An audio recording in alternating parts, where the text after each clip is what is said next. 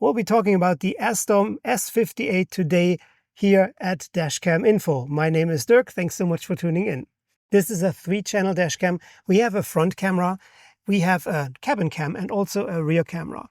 First of all, it is a large beast. It is 13.5 centimeters wide, over 5¼ inches. But this doesn't have to be a bad thing because, of course, this helps also with heat dissipation and good ventilation. So some people prefer dash cams that are smaller and a bit more discreet, but it is what it is. It has a very well readable large display here, and you have function buttons, the menu buttons, on which you can completely operate this dash cam. That works very well. There is nothing negative to say here. The first thing that surprised me was when I unboxed this dash cam. We have the usual suspects. We have, of course, a manual. Then we have the tool for cable management to push your wires behind the trim. Everything was there except for a charger. So we don't have a power adapter because this dashcam comes with a hardwire kit. At least the copy that I received. Maybe there are other options out there, but this, what I received, is purely with a hardwire kit, and I had to use an adapter from a different dashcam to run and operate this one. Also, what surprised me, and that may have been an oversight on Azdome's end, I don't know, but it is the first time that I received a dashcam that didn't come with a microSD card. Normally, you get at least a 64 GB microSD card that's included or already sticks in your dashcam. Not here. We didn't get a microSD card.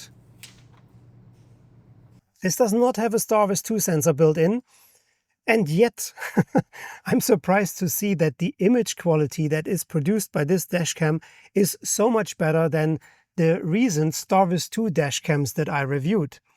I mean, let's take a look here. The front, like I said, records in up to 2.5K, and the nice part about it is we get MP4 files that you can directly download and play without the need of converting them. That's already a big convenience. The files have a uniform frame rate, no matter front, cabin cam or rear camera, all of them record in 25 FPS. I wish they would record in 30 FPS, since while driving this would make things so much smoother and clearer, but it is not bad at all. Because all of them have the same frame rate, it's easy to line up the clips of the front, cabin cam and rear camera.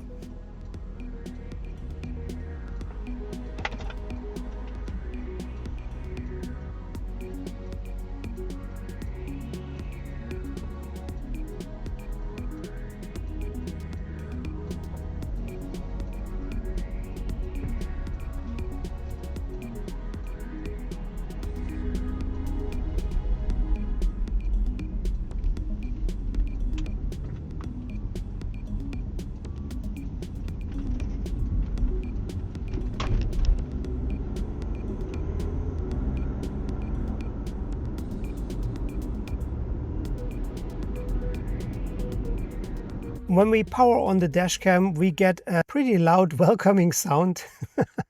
But the good thing is you can regulate the volume, you can lower it, or you can even turn it off.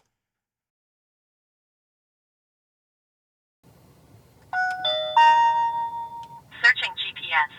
Please wait. Recording started.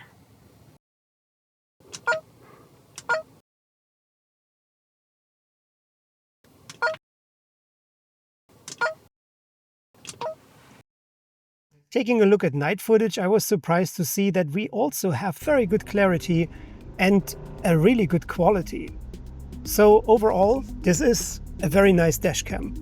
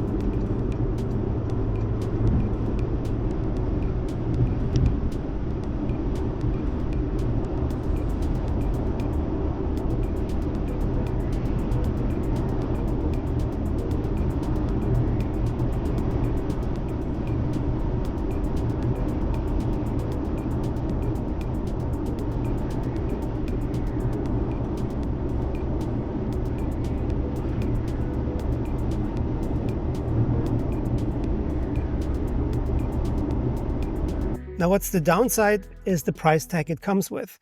$289 is steep for a dashcam. And I get it. The quality speaks for itself. It's really good.